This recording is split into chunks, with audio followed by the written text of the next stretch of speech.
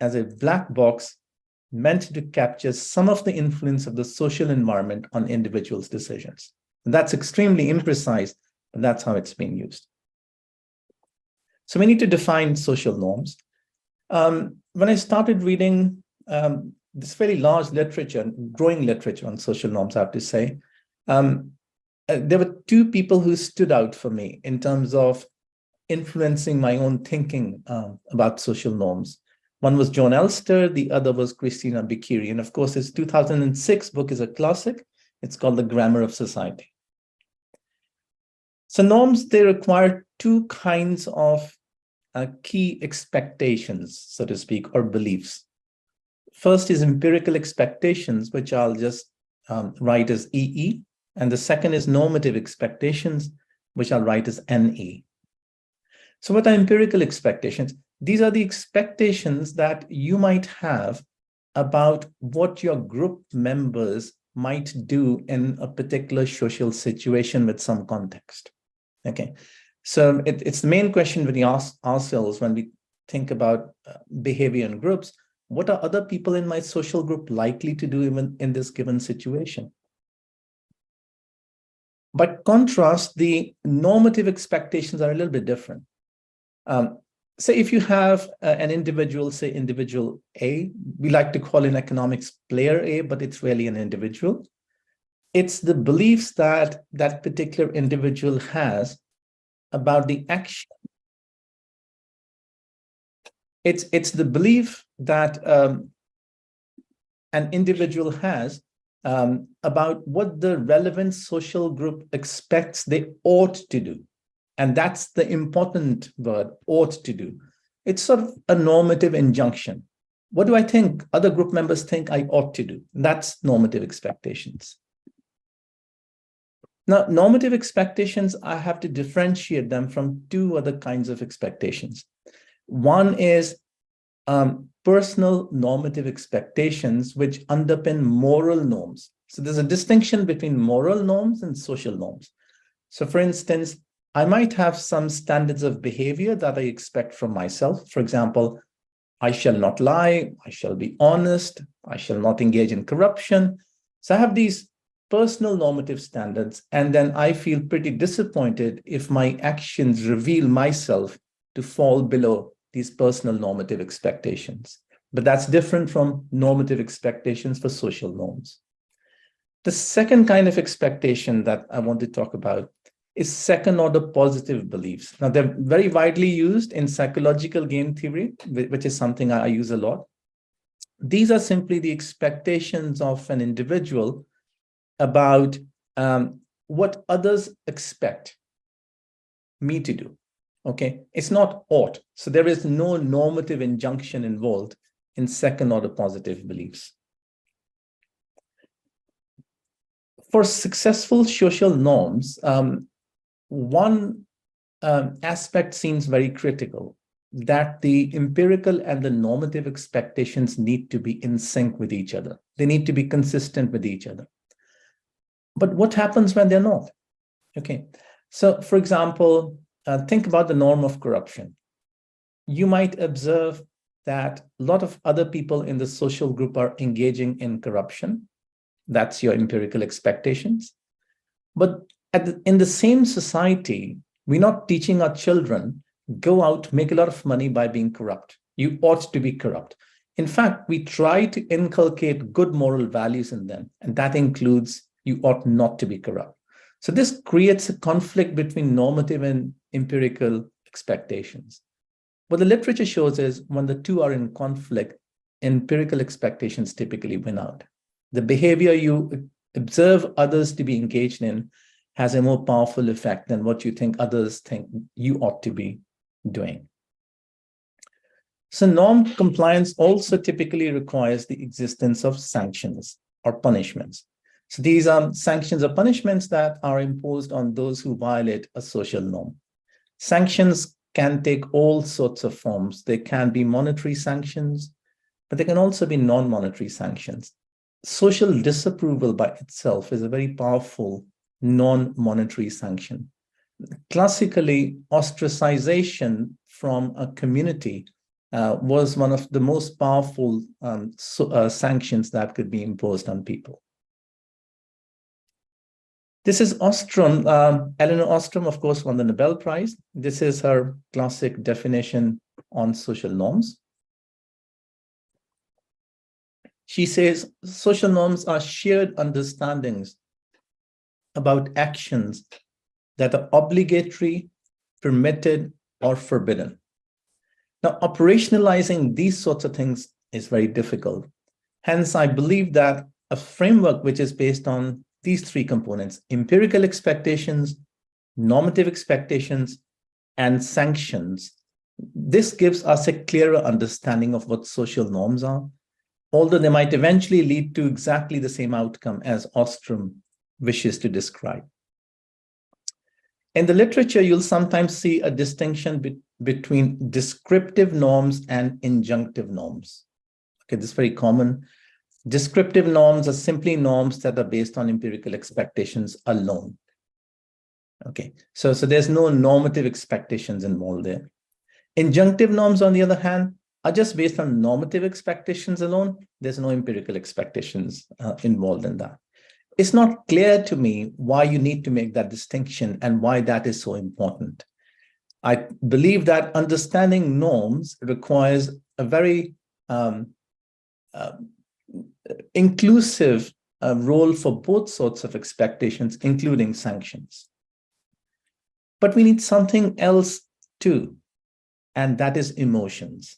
Okay, so you might think emotions are, nebulous concept. It's an abstract concept, but in fact, they can be formalized in theoretical models. And a lot of my work in the last 2 years, which lies on the interface of social norms, conditional reciprocity, emotions, and psychological game theory, shows how emotions can actually play a really critical role in making predictions from economic models and then testing them, either in the lab or in the field. And I might speak about a few applications later.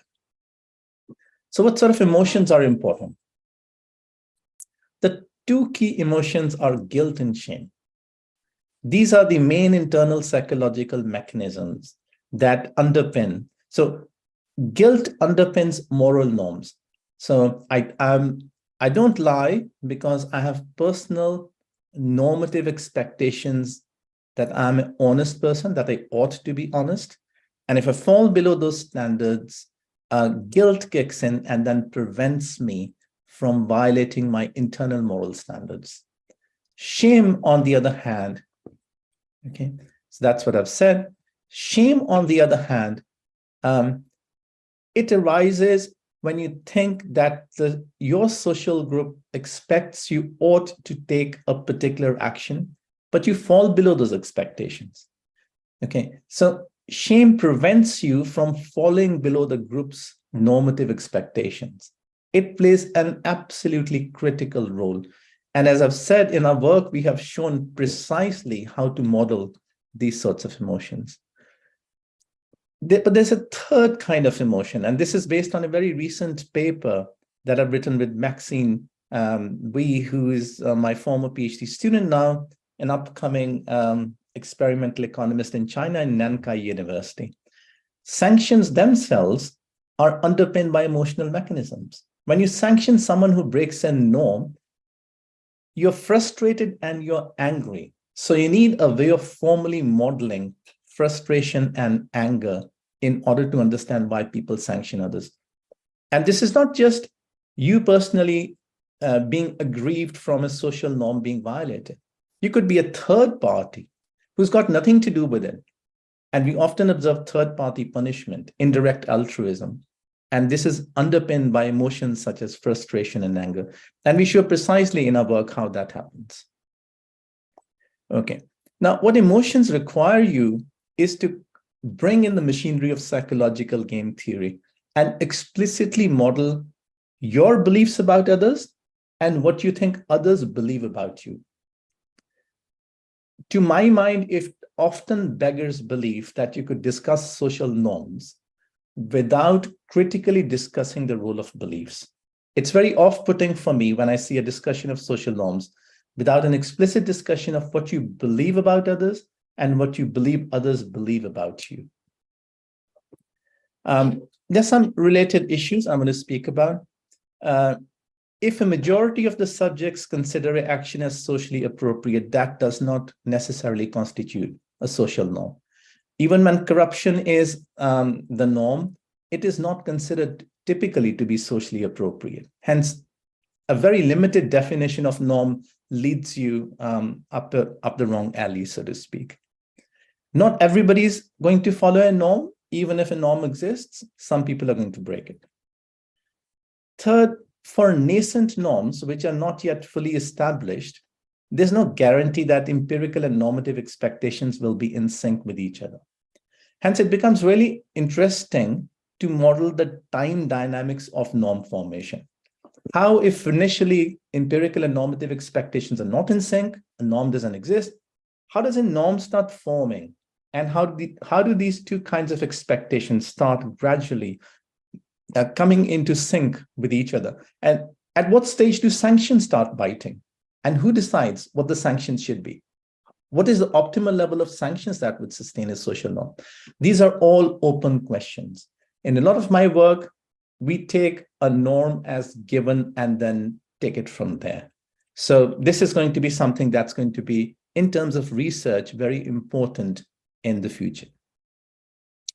Some related issues, we have conventions, for example, which side of the road to drive on, left side of the road or right side of the road. The distinction between conventions and norms is that conventions require no sanctions. Okay.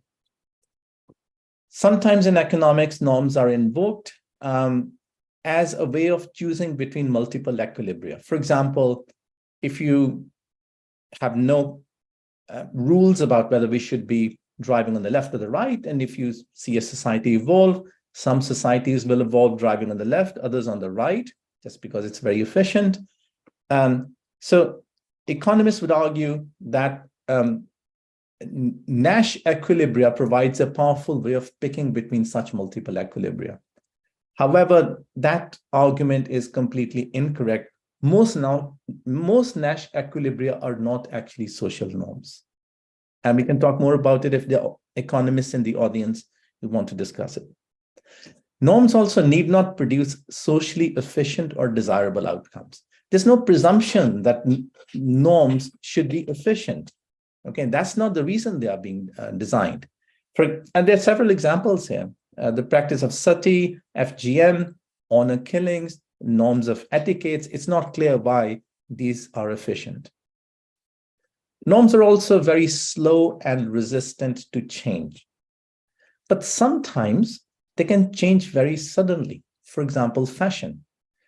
Okay.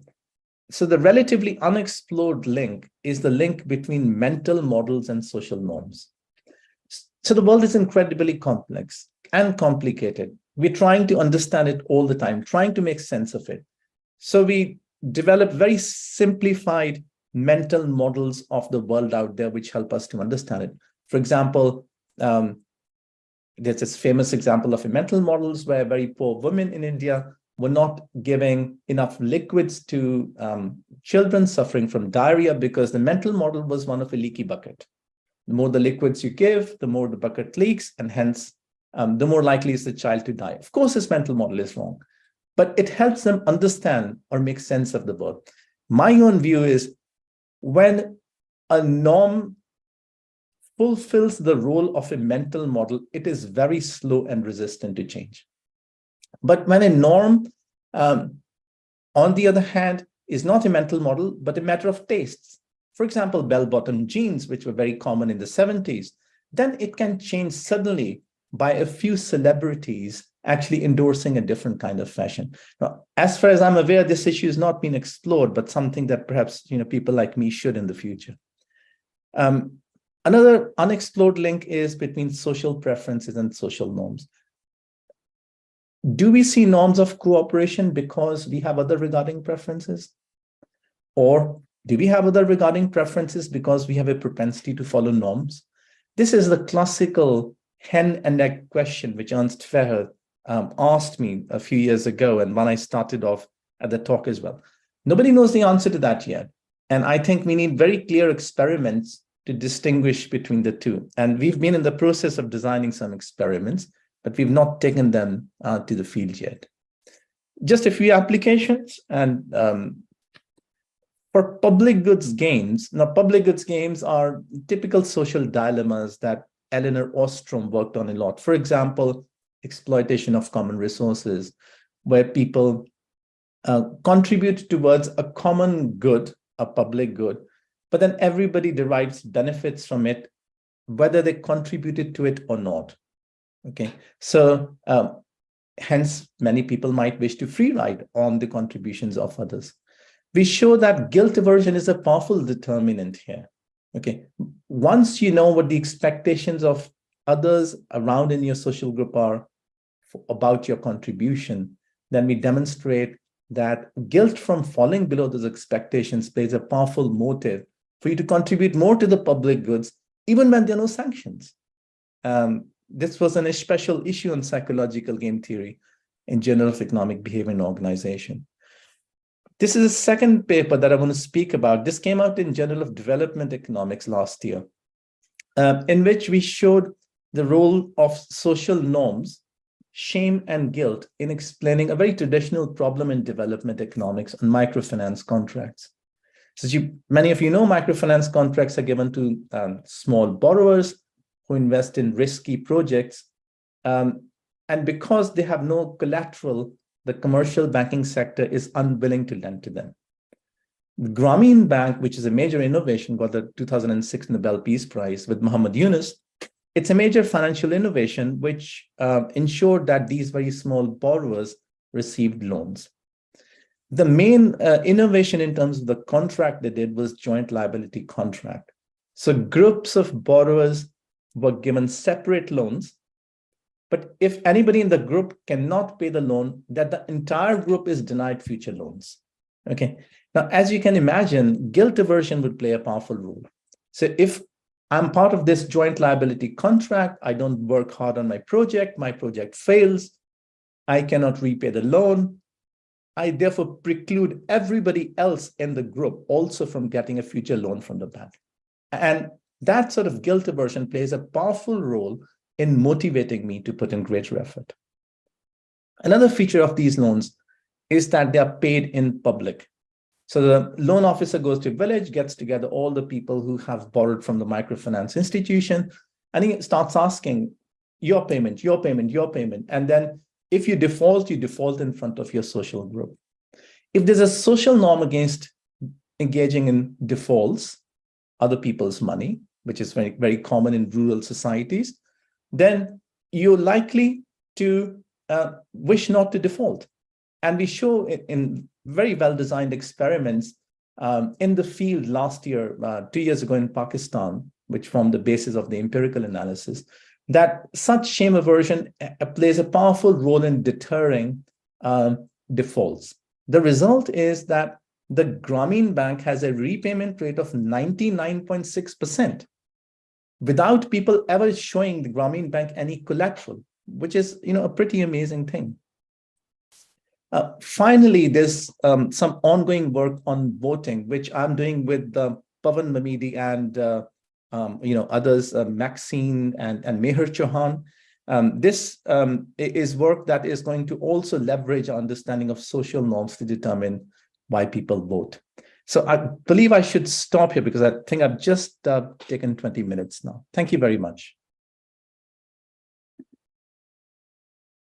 Thank you so much for that, Sanjeet. I think that was really thought-provoking, and we'll get back to you with, I think, probably many questions in just a few minutes. First, I'd like to welcome Shruti Goyal.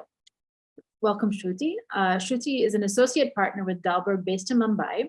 She works with private and public partners on a spectrum of development areas, including women's economic empowerment and skilling and livelihoods. She's currently leading the program management unit for the first ever Skilling Impact Bond in India, focused on providing sustainable livelihoods to women. She's also working with Mercy Corps and Walmart Foundation to pilot programs increasing financial inclusion for women smallholder farmers. Shruti has been working with CSBC to identify social norms that impact adolescents' economic and health outcomes and to develop social and behavior change pathways for intervention. Shruti holds a master's degree in business administration from the London Business School and a bachelor's in electrical engineering from the Delhi College of Engineering. Shruti will now deep dive into the norms that impact adolescent girls and young women. As we will see, norms are usually very complex and interconnected. Targeting a certain norm may have ripple effects on other related norms. This could be good, or this could actually have unintended consequences. Shruti will focus on 7 meta-norms and several sub-norms in the context of gender, and also share practical examples of the interlinkages between norms and how interventions can target them. Welcome to Ms. Shruti Goyal. Thank you, Sharon. It's a real pleasure to be here. And thank you, everybody, for giving your Friday evening to listen to us. I just want to begin by saying I feel so underwater in terms of being in this group with so many experts around me. We've been learning about social norms, working a lot with our colleagues at CSBC. So today what I really want to do is share some of our learnings in that work. So let me take a minute to share screen. There you go. Okay. Is the document up for you? Yes, it's visible. Okay, great. So what I'm going to do is, Professor Dhami, firstly, thank you so much for explaining what norms mean. And I have to say, when we started our work many months ago, we started at the position of a black box. The black is maybe a little gray now, but still is quite dark. We don't understand it fully. However, we did use the theory that you laid out of empirical and normative expectations as we thought about norms. So what I'll briefly share as to what I want to cover with you today in the next 20 minutes.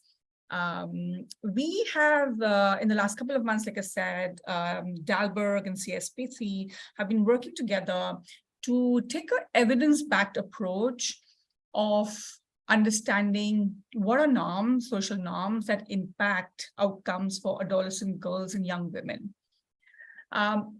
Professor before has explained to you the theory, and like I said, we follow that theory. However, we have tried to actually understand what are those norms and what do we need to do about them. So the 4 questions that I'm trying to cover today are, what are the norms, especially gender norms, that impact adolescents for adolescent girls and young women? How are these norms, like what you will see, we call these like sub-norms, and I don't know if it's an academically correct phrase that we're using. However, essentially, there's a long list that we generated. How do we sort of find common themes and linkages and almost create categories of what we are calling meta-norms? And then the third question is, how do these now impact outcomes? What's the direction of the impact, right? You want to understand that as you think about programmatic interventions.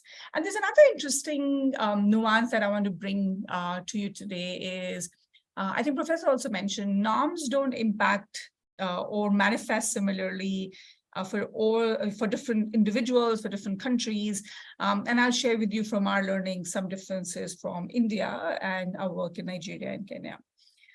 So without much ado, I'll jump into a very quick sort of methodology of what and how, what we did and how we came up with our 7 meta-norms, which I'm sure you're eager to see.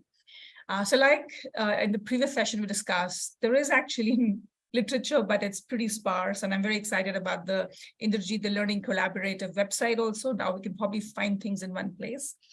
So we've sort of looked at a lot of literature review to understand what are the norms that are being mentioned, especially in the context of adolescent girls and young women. We then have done a systemic inventory analysis. Like I said, 50, 60 norms we got to group them into logical themes. And from there, finally, we came up with 7 overarching meta-norms and around 33 sub-norms around this. We have used very similar sources and guidance as we discussed in the previous session. One thing that we tried doing, which is interesting, is as consultants, we always like to triangulate, right? And see what we are trying, what we are saying, does that make sense? One triangulation method that we've used is the genome scale work that has been tested in India. That has around 18 norms. All those norms came up in our list of 33, but we've added few more norms on areas around independent mobility, sexual autonomy that I'll talk you through. Moving further, there are seven, like I said, there are 7 meta-norm categories that we came up with that we believe really influence how adolescent girls and young women function and experience society. So here are the 7. I'll take 2-3 minutes to talk you through them, and then I'll take examples to demystify it for you further. So begin with the foundational sort of meta-norm, which we are calling gender stereotypes. This essentially says women are expected to be meek, docile, and men are expected to be dominant and aggressive. Like as I'm sort of talking through it, see if you feel it, and many of us experience, like when we were doing this work, we're like, oh yeah, that deeply resonates. That is the expectation, either empirically or normatively, as we've been discussing. The second is about interpersonal dynamics. How do they engage? What we have found is that women must obey their husbands and agree to their interpersonal demands, their sexual demands, and if they face abuse, they keep it private. And men have the power to physically, verbally reprimand women if they don't listen. So that's a very sort of deep norm that we've seen. Perceived value is the next meta-norm, where the perceived value that a boy child is perceived as a permanent asset, while a girl child is objectified and viewed as a resource that can be exchanged. I'll talk a little bit more about this even when we talk about the differences we saw in India, Kenya, Nigeria, where actually how the girl child was objectified is different in these countries, but still it is objectified and a transactional resource that comes out. The fourth is around the purpose and societal role, where women are expected to get married, give birth, give care, take care of household responsibilities, while men are expected to take care of public and the responsibilities and be the breadwinner. And also the other sort of sub-norms that we saw is sub-norms around delayed birth, abortions, marriages, divorce, that these bring dishonor to the family. So you should not do this, right? So it's the normative, you should not do this. Agency is the next one, where we have studied that women and girls have to seek permission from whether it's parents, husbands, in-laws, in decisions across so many aspects of life: healthcare, childcare, financing, accessing infrastructure like toilets, digital tools, and men are expected to make decisions about allocations of all resources. The last two, like I said, even from the genomes assessment, were slightly different that we found. One is about independent mobility, where women and girls can leave the house only when granted permission, and they have to be accompanied by a man or by friends, right? And the man can leave the house anytime. Essentially, it's like the norm about women just need to be in the house, right? Links back to that. The last is sexual autonomy, where women, girls, especially adolescents, should not discuss and engage in sex openly. It's considered promiscuous, immoral, while men have a lot more greater freedom. So those are the 7 big ones that we came up with. Like I said, along those 7, there are many sub-norms. I'll maybe take a quick example here. So when we looked at the perceived value, one I explained to you is the whole concept about girls being resources that can be transactional. There is another one where we've seen sub-norms where families, because of this aspect that boys are prominent, that the resources that we have seen, the norm around how much resources get allocated to boys, whether it's about nutrition, whether it's about access to education, the norm is that the girls get less of that while boys get more. So they manifest in many ways. But what I want to do is share a little bit more examples to make it come alive for you. before the examples, I do want to sort of just pause for a moment and say, what you saw is a flat list. Please don't believe that norms is a flat list, right? That it's like you solve, tuck, tuck, tuck, tuck, tuck, it's done. No, it's a complex web where everything links to everything. And I'm sure, our experts here can maybe talk to you a little bit more about, is there sufficient research? We haven't seen that much research, but maybe they are working on such. However, it's to understand that there are really many multi-directional linkages, and we need to understand and appreciate the complexity of this systemic map and work through that. This is a very, I would say, humble and illustrative view to just illustrate to you that it is linked. We've tried for the 7 meta norms that we created to show that there are more upstream factors that shape the lives, like the stereotypes, the interpersonal dynamics, then more central drivers, and then the more sort of, what happens.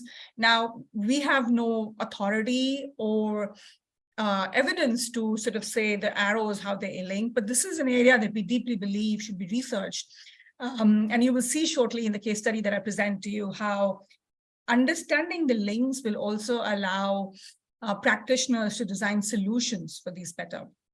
The other thing that I will cover now in my case study is also to help you understand how these manifest differently for different actors or different caste, religion, different roles, and also countries. So let me start with the first case study. This case study is of a UNICEF program that was run in Bangladesh over 4 years. It's called Balika, where they intervened in providing community-based skill development support for girls. Level 1, what they saw, the girls who were offered the support, they just had more agency. They were able to leverage more digital skills. They started making their own financial decisions and life decisions. Within the same, you also saw the other side where the perceived value of those girls increased. They were more, parents saw them more employable. They kept them more in school, seeing the shift in attitudes. The second order impact that was studied was about the societal role. Now, with girls having sort of more agency and more confidence, their ability to voice opinions about time of marriage, choice of partner, reducing child marriages, all of that became, quite clear. And then, as you would expect, right, with that, the manifestation in terms of independent mobility, sexual autonomy, with more knowledge, more awareness also went up. So I don't want to go through, like you can read on the slide, some of the outcomes that were seen in such a study. However, in the group where of the Balika communities, it was clearly evidence to show impacts at both likelihood of delayed marriages and also more tangibly how the overall community started seeing increase in enrollment, increase in employment, and also there was some link to reduction of harassment and violence, although the study sort of suggests that they sort of couldn't find the link. So you can sort of appreciate now the complexity, the web nature of things, and why it's important to understand in an area what are the norms, meta norms that are there, and manage, then design programs to manage this. Another example to take is on, this is from Africa, in Niger, where there was a program run to transfer money, but through the mobile money mechanism. So it was not given as a cash. And women got, and the money was given to the woman in the household. And this essentially gave them a lot of agency because it was for them to disclose when and what the money, and also discuss how to use it with their spouse before sort of the household sort of came to know about this, which again, if you can sort of see from a purpose and societal role, allowed women to take a more active role in decisions about, say, dietary clothing. And also there was another interesting thing about direct, how women who were in this program were more involved now in making decisions on agricultural investments, like what crops to do. Mobility as a second order is logical. And you know, like this study also saw clear improvements in diet diversity in these households. So these are you know, experiments that allow you to really understand how the meta norms, if you have a understanding of those in the communities and the geographies that you work, and understand the link between them, you can then actually design programs to start saying, okay, I'll address this, this will happen, this will happen. So that's hopefully you've got a little appreciation of that. Then finally is on, I just want to sort of very quickly, last page, touch on what I said. These norms are not the same everywhere. The norm itself could vary. And of course, then how it gets experienced by the community members could also vary. I'll take maybe one quick example, the perceived value, where in India, I think most of us are joining from India, the women are considered a liability, and there is a practice of dowry in the transaction that I was referring to. Versus in Kenya, Nigeria, women are still objectified, but there is a tradition of a bride price. In both situations, they're objectified, and there is a resource of transaction. Right? So, but the norm itself is different, is the point. And there are others that we've observed.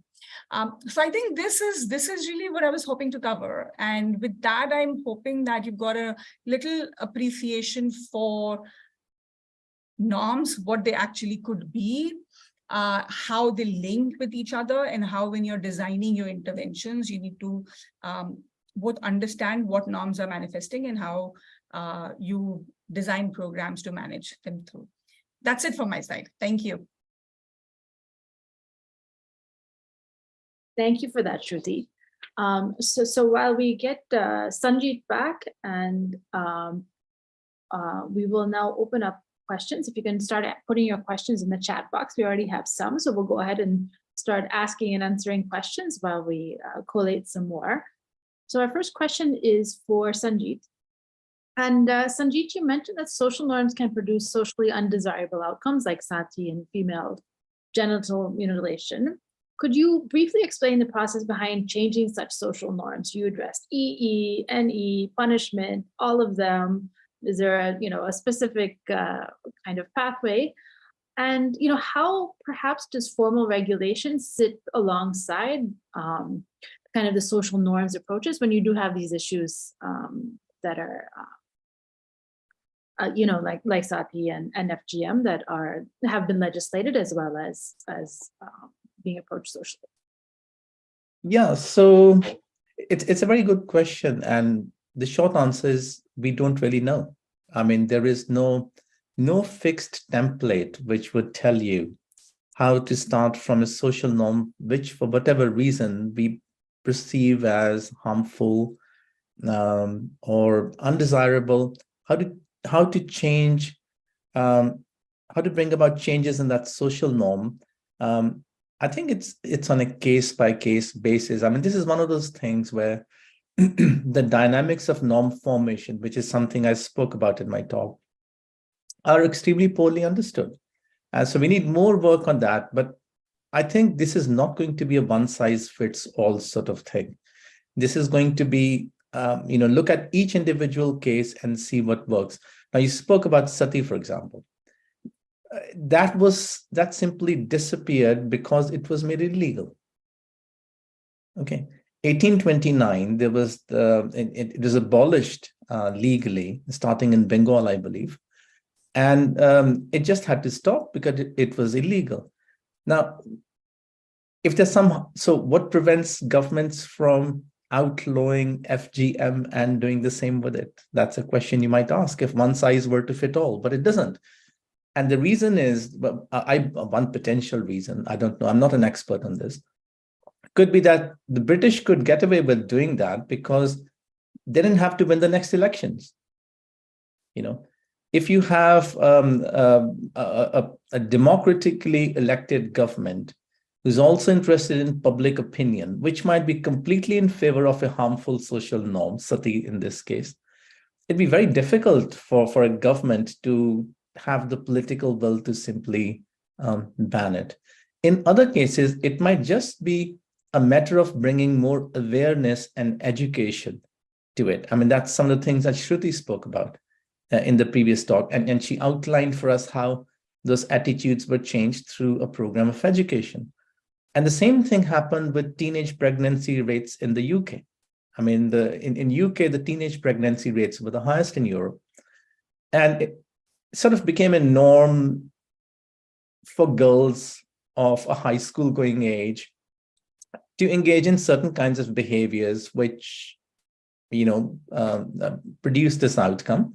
And this was dealt with by a massive program of public education. You hand out pamphlets, you have special sessions with those people, you talk to them, you include some of that as part of the curriculum in classes.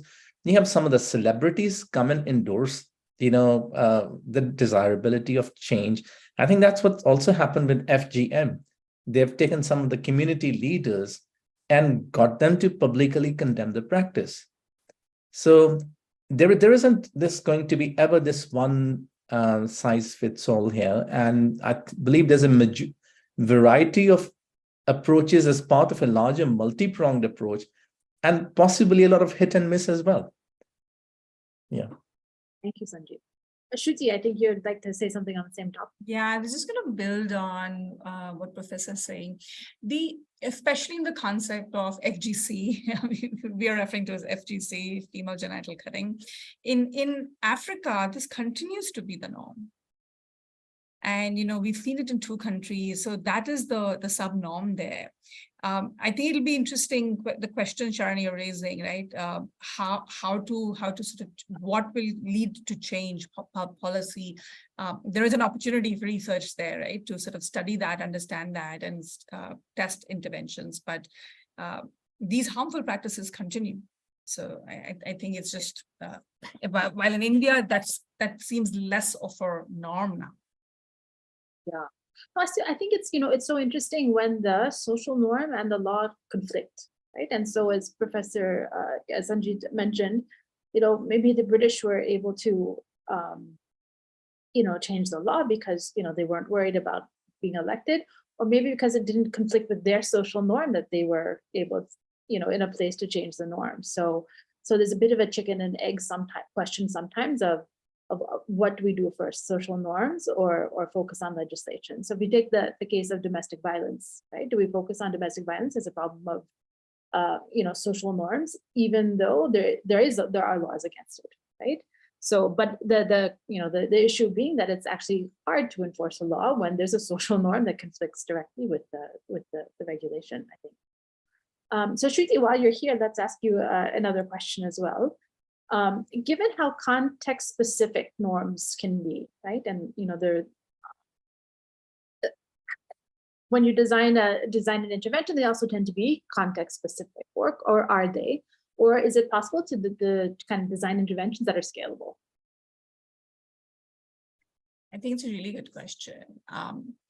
So as part of our work, we also looked at, so what I presented to you today is our learning on what the norms are, but we also looked at understanding what could be the interventions to shift norms. Let me maybe just lay that out and then Sharon, take your question. So we looked at broadly 3 categories.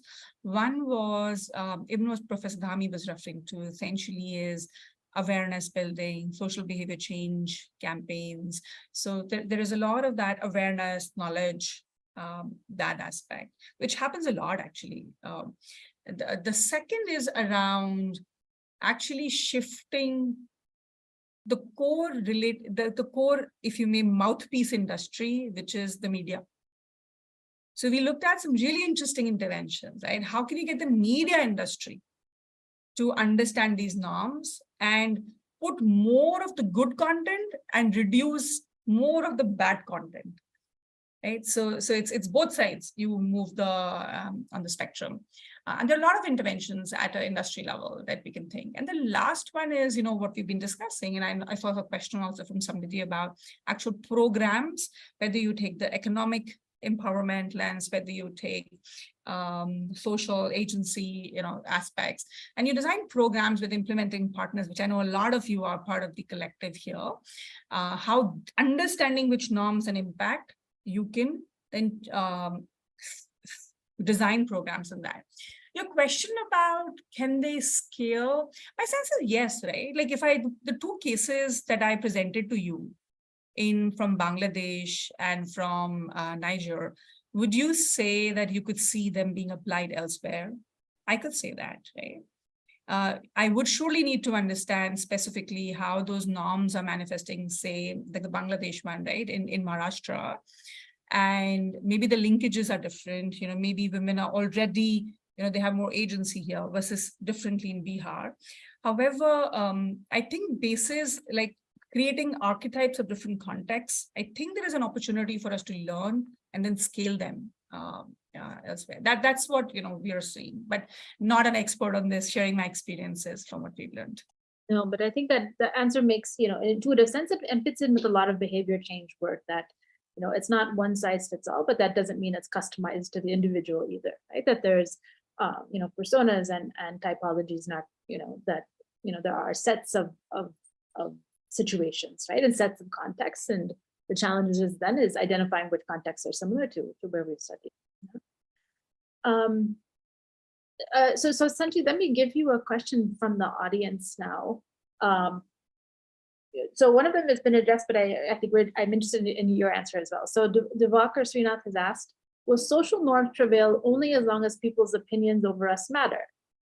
He's wondering what happens when our species becomes less bothered by the rules of the game. What are your thoughts? Sorry, say that again. I'm trying to understand exactly what is being asked here. So he's asking, do we just have social norms because we care a lot about other people's opinions about us? Right? Is that the essence of this? And I think he's wondering, if we're seem to be becoming less interested in what people think about us.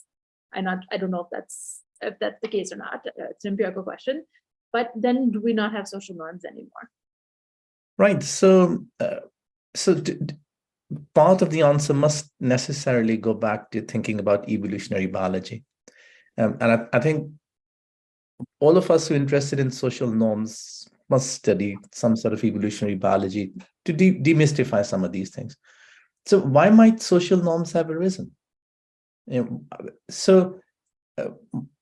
My very close friend Herb Gintis, who sadly passed away recently, him and Sam Bowles have done some of the most interesting work on conditional reciprocity and norms. In almost all his writings, he used to write that evolution has self-selected individuals who have a proclivity to follow social norms. Okay. And it could be through cultural evolution, it could be through genetic evolution for whatever reason. And you can think about it. And him and Sam Bowles thought a lot about conditional reciprocity. So why do people cooperate, for instance? So think about, very distant human hominin history, where there could be hunter-gatherer societies with scarce resources, competing ferociously for those resources. Those societies which were better organized, which could cooperate better, say in hunting or in intergroup conflict with each other, were more likely to be selected by evolution to go forward. So, and also, so they identify a range of factors like this, which might be behind our proclivity to follow social norms. At the same time, we're not entirely gullible either. Someone can't just come and impose a social norm on us just because we have that particular proclivity. So it'd be interesting. It becomes then essentially a dynamic model, something that economists are very used to. Maybe solving a couple of differential equations, seeing what is the initial state of the system that would lead to some sort of a steady state where a norm eventually gets smaller. As I mentioned, the most interesting work on the dynamics of norm formation there comes from actual practitioners. Like, Shruti's been mentioning a few studies herself, but we don't know much how it works in terms of an actual theoretical model that you could then take to the data and test. Part of the problem is a theoretical model would then make predictions of the steady state, and it might need too many rounds of repetition before you can ever replicate something like that in an experiment. It might converge after 1 million periods, for instance, and you can't have 1 million periods in experiments to check that out. So partly that's a very difficult question to answer. But at the same time, with the increased use of social media, I suppose it also gives us more opportunities to find answers to questions like that. I mean, I hear words like WhatsApp University and so on, sitting here in the UK when some people describe some of what might be going on elsewhere in the world. So, yeah. Very interesting. Very interesting. Thank you. So let me ask a question from Sujata Rati I think this is for Shruti. In both the examples related to gender, the agency meta-norm was the norm directly impacted. So do you think that's a prerequisite, addressing agency? I was just actually typing my response to it. Firstly, it's so like I reflected, I guess I work a lot in the women economic empowerment issues and hence pick those two examples. If you recollect the chart that I showed you, where there was the author to view that there is the gender stereotypes, the interpersonal dynamics, and how in the middle agency was a core element. So whether we call it agency or whether we call it about addressing power, there is the theme of power that we sort of are observing that goes across, that impacts all these norms. So I think it's foundational in our head that that power has to shift in some way. Whether I give you money through a mobile money, whether I skill you, train you, that something that allows that power to start shifting for these norms to move. So that's what we're observing, but I do sort of make a note that we'll think of some more non-V examples and share it back in the group also as we're doing share outs. But also would love to, Sharon, hear from you and Professor, if anything you want to add on this aspect of is agency or the power the core thing to start solving? I suppose it depends on the kind of question that you want to answer. I mean, for the kind of question you wanted to answer, you started off with a very asymmetric gender imbalance in power in the first place. Yeah. And so hence, part of the answer has to come about by redressing that balance. In other sorts of problems, it might not be an issue of relative power. It might just, for instance, in this example I gave to you about the leaky bucket model and hence women refusing to give liquids to kids who have diarrhea, there is no power imbalance at all. It's not a case of moving power. It's a case of altering people's mental models about how the world functions. And I believe and that's what I said, but when social norms are based on an incorrect mental model of the world, they're extremely resistant to change unless you go out there and persuade people that it's the incorrect mental model. And in this leaky bucket example, you had to actually have health workers going out to very remote parts and actually trying to educate people as to what causes diarrhea and eventually help get rid of this problem. It's a very inexpensive and cheap solution, which is essentially, water with salt and sugar in it. And then once people see this working, and so you do need some sort of an external intervention for sure. You can't imagine these people would then start reading the health magazines or trying to educate themselves on the correct underlying germ-based disease of model and getting them out of the mess that they're in. So you did need an external intervention. It did work, but it was not about power. Thanks for adding. So Sanjit, we have a question from you that overlaps a little bit with what we were talking about before, but not fully. So the question is from Nargis, and the question is this: if we have individuals with different second order beliefs, how do norms establish themselves? So she's asking, do naive individuals tend to follow more complex individuals? We don't know. I mean, think about, for example, so none of these questions can actually ever be addressed in the abstract. That's one thing. So if you look at concrete examples to try to think about that. So in those of you who've seen pictures from the 1970s, or have been old enough to live through some part of the 1970s, would realize these ridiculous looking bell-bottom jeans, that was all the craze. Okay. Now, how was that idea sold to us? I mean, why did we end up wearing jeans, which was so bell-bottomed that you couldn't even see people's shoes? I mean, was it a set of naive people who first brought into the idea, then others caught on and it snowballed? We just don't know. I mean, someone has to go and look into the exact dynamics of what happened. And what typically happens is we have this very innate desire to follow what celebrities do. And once a particular threshold of celebrities start doing something strange, for example, pouting whilst taking pictures, then it just catches on as a huge craze in a certain aged population. Now, this is not to say that everything that celebrities try to foist upon us necessarily gets followed and becomes a social norm. Bell-bottom jeans, after all, disappeared pretty quickly, didn't they, after the 70s? I mean, a couple of celebrities might have realized it's ridiculous and started wearing normal pants, and then it just went away. So yeah, because that's not based on an incorrect mental model. That's just a taste or a preference. And I think that's the dimension we need to explore. Social norms based on mental models, hard and resistant to change. Social models based on tastes and preferences can change overnight. Great. So while you're there, then I'm going to ask you one more question that I missed earlier for you, Sanjeet. And it's the person is named Shobit, and he's wondering: is there any stark difference between rituals and cultural and social norms? Right. So the kind of how do you distinguish social norms from rituals and culture? I don't know. Does he have a concrete example he wants to ask? Very abstract. Yes. So Shobit, you have a specific example? If you do, why don't you put it in the text box for us, and we'll come back to the question. Hello everyone. Yeah. Oh. Yeah. I, Okay. So yeah, for example, there are many rituals in India. Like how do I say? I mean, rituals like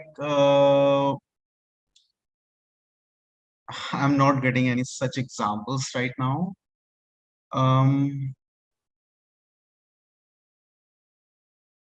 Maybe like having a like not eating food on a Karwa Chauth. Just that's a, I don't know whether that's a social norm or that's a culture or ritual. Like the That's woman keeps fast on a day. What sort of, is that a social norm or not? Or that's a culture or that's a ritual? yeah. So it sounds both a ritual as well as a culture, but maybe not a social norm. And I think that's why it's really, really important to start with a very concrete definition of what a social norm means. Otherwise, you'll classify any observed human behavior as a social norm. And that's exactly what Shram and Charnas in that original quote that I put up at the beginning of my talk were complaining about. So if you settle on one that's based on empirical expectations, normative expectations, and sanctions, certainly there are no sanctions as far as I know for people who don't follow Karwa Chauth. But the sanctions can sometimes be extremely subtle. So if in a social group, a particular woman's not following Karwa Chauth, and if she's frowned upon by other women in the house or by people in her social group, that's a powerful sanction. Social disapproval is a powerful sanction. And if she sees other women following Karwa Chauth, empirical expectations, if she thinks other women in her social group expect she ought to follow Karwa Chauth, normative expectations, and then it satisfies all three components of social norms. So hence, you must have this sort of a formal definition and a checklist before you take the leap of faith to classify something as a social norm or not. So yeah, the answer to that is under these conditions, it can be a social norm. But if you're living here in the UK, independently, not being observed by anyone, and you still choose to follow it, then that's not necessarily a social norm. That could just be a ritual you like following. So since the audience can actually jump in here, let me invite Vidvata to ask the question that you posted on the chat. Thank you so much, Karen. Thank you so much for this talk. It was very interesting.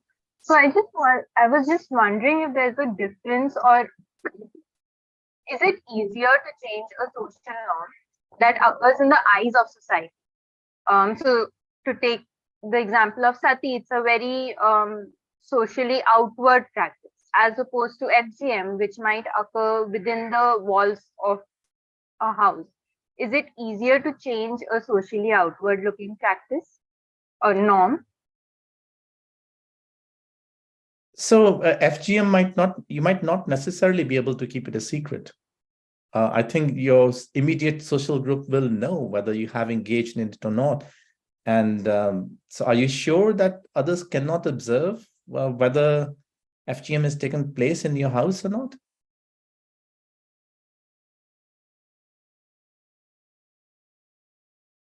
This also raises the question, if it can't be observed, how could there be punishment?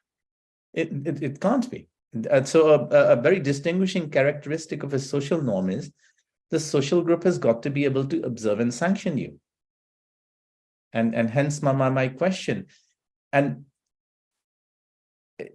there can be all sorts of ways in which people observe. I mean, for example, if one of the preconditions for marriage of a particular girl in such a community is to demonstrate that FGM has taken place, there'd be some way of checking that and some way of sanctioning if you haven't, had the procedure. So I'm not sure that this is something that if you could keep it completely secret, then that's a different issue. Then again, you're doing it not because, then you can also disregard normative expectations, because so what if others think you ought to do it? They're never going to find out anyways. So then it comes to your own personal preference, whether you want to engage in it or not, which moves it away from a social norm, actually.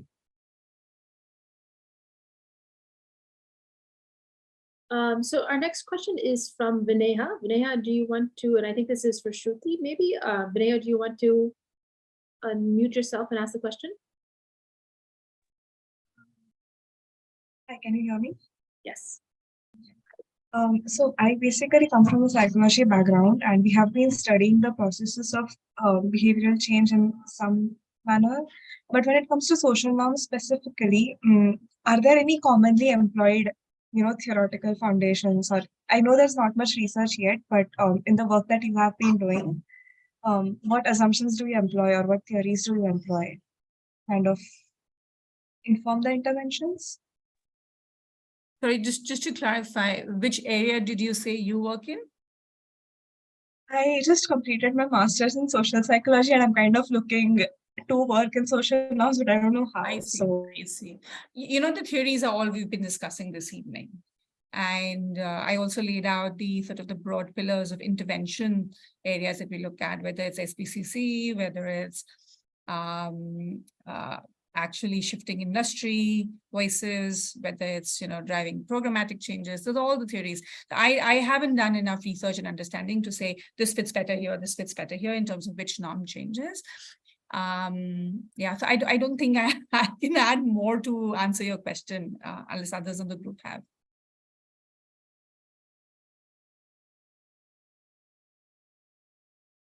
Yeah, so it's a complicated question because it also depends on what the behavior in question is. Right? So it's a question of social norms, but also a question of behavior change. And makes sense. And I definitely look back at the theories that you have mentioned earlier, at the interventions you mentioned, so that has been. Thank you. Thank you. So we have an interesting question from Braj Lakshmi Sarangi. You want to unmute yourself and ask, please?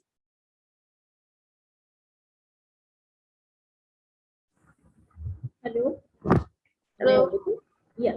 Generally, what I have seen is that people used to, use that this is the gender norm and this is a social norm. So what it's mostly used in an interchangeable manner.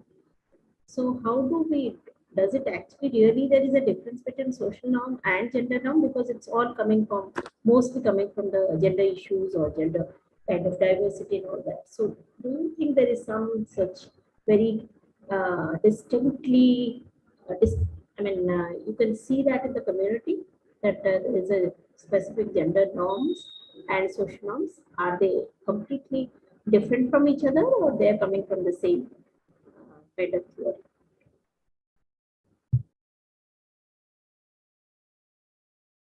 So the question, just to paraphrase, is are gender norms a type of social norm, or is it something different? Like, what do we mean Yes. by gender norms? Yes. Perhaps. So, if I could just say, social norms is a framework for understanding social behavior. Gender norms is a form of social behavior. So yes, it is subsumed within social norms. And we were cheeky to call the norms we came up with gender social norms because we were focusing on adolescent girls and young women. So we took that, but understand what Professor said. So I think that brings us to the end of our questions and the end of our session. Cheryl, would you like to come back in, please? Yes. Thank you so much. I think the sessions were great, but the discussion was just wonderful. And it's amazing that so many questions were asked, and the discussion was really enriching. So thank you, Professor Sanjeet and Shruti, for answering the questions.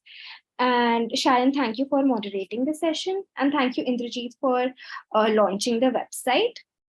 I thank all the participants also. Sorry, can you hear me? Yeah. I thank all the participants who attended on a Friday evening, and your participation makes this webinar very valuable, and I hope that you all participate in all the future webinars that we host. We'll soon be sharing the recording with all of you, so stay tuned for that. And if you're not already a part of our collaborative, please do register.